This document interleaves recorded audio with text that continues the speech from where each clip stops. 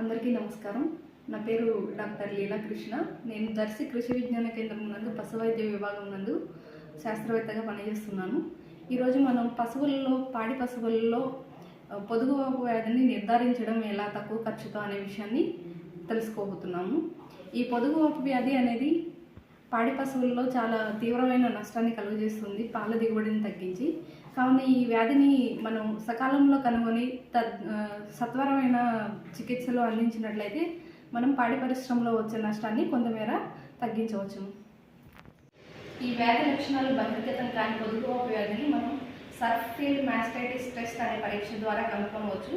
ఈ పరీక్షలో మనం మన ఇంటి దగ్గరే లభ్యమయ్యే డిటర్జెంట్ పౌడర్ను వాడి మనం ద్రావకాన్ని తయారు చేసుకోవచ్చు. పరీక్షకి అవసరమైన ద్రావణాన్ని మనం తయారు చేసుకోవచ్చు.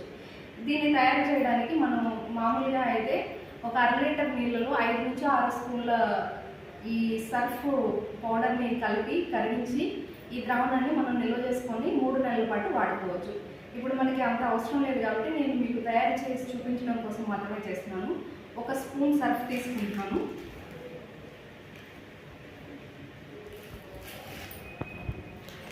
దీనికి 100 ml నీళ్ళని కలుపుతున్నాను.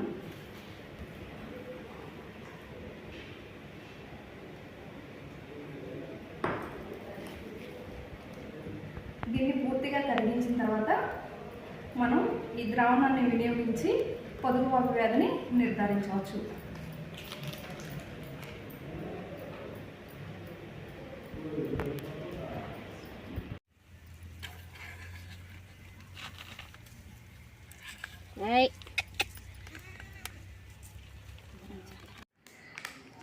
నాకు గేదెలు ఆవులు అందుబాటులో లేవు కాబట్టి నాకు అందుబాటులో ఉన్న మేకల నుంచి పాలు తీసుకొచ్చానండి.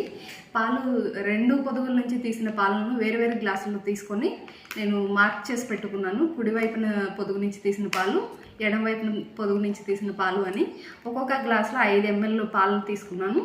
ఈ పాలకి సమానమైన అమౌంట్ అంటే ఒక్కొక్క గ్లాసులో 5 ml సర్ఫ్ ద్రావణాన్ని నేను ఇప్పుడు కలుపుతున్నానండి.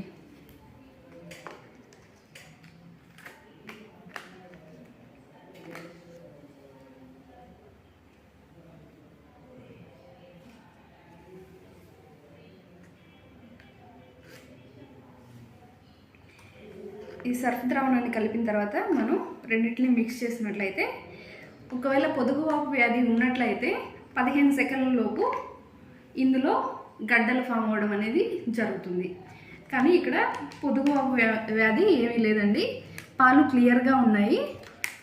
సో ఇట్లాగా మనం వ్యాధి లక్షణాలు బహిర్గతం కానీ పొదుగువాపు వ్యాధిని ఈ సర్ఫ్ ఫీల్డ్ మాస్టైటిస్ టెస్ట్ అనే పరీక్ష ద్వారా తక్కువ ఖర్చులో నిర్ధారించుకొని తగు జాగ్రత్తలు తీసుకోవచ్చు.